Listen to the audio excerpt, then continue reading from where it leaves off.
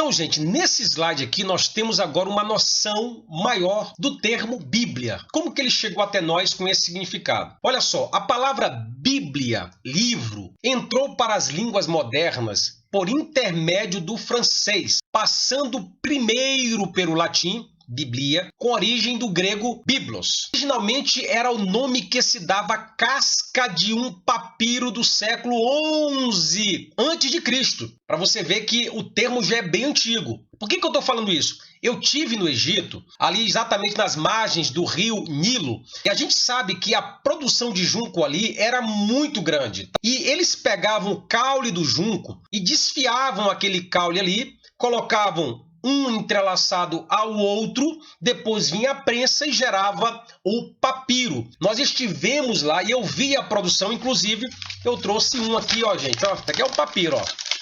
Tá?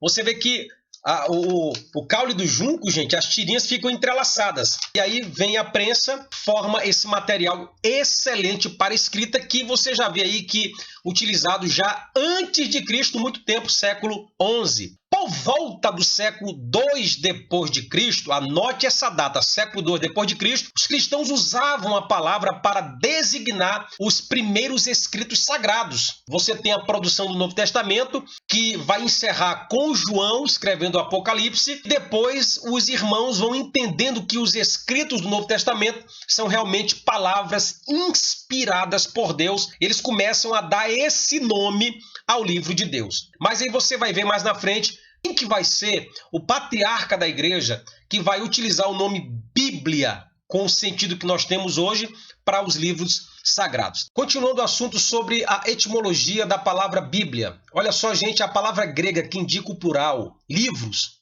é biblia. Lembrando que livro é biblion. Biblion, tá, gente? Como está aqui, inclusive, no slide para você, ó. Biblion. Porém, livros ou livretos, o conjunto, é exatamente Biblia, é a expressão grega. Isso aqui está no grego, tá, gente? Ó, beta, iota, beta, lambda, iota, alfa. Livretos, conjunto de livros. E é interessante que o nome Biblia, no grego, aparece sim no Novo Testamento. Por exemplo, João capítulo 21, verso 25.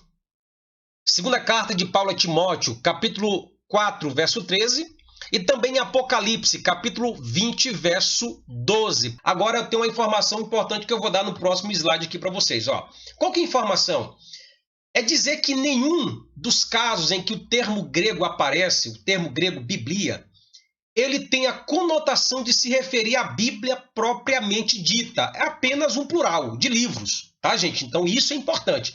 Agora, a palavra Biblia, gente, literalmente, eu já falei isso para vocês, significa o quê? Livros pequenos, livretos. No grego moderno, a ideia de livros no plural, é o plural de biblion. Ainda nós temos a ideia de que qualquer folha de papiro podia se chamar de biblion.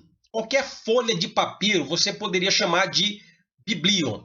A coleção ou conjunto de pequenos livros se chamava de Biblia. E aí nós vamos ver a partir de quando isso começou a ser usado pela igreja para determinar os livros sagrados, que nós vamos ver no próximo slide agora. Olha só, sugere-se então que João Crisóstomo, e aí você pode fazer uma pesquisa sobre esse pai da igreja, lá do século IV depois de Cristo, ele era patriarca da pomposa cidade de Constantinopla. Ele, pela primeira vez, utilizou o termo Biblia, né, que nós conhecemos como Bíblia, para se referir ao conjunto dos livros sagrados. Perceba o que eu estou dizendo para vocês aqui.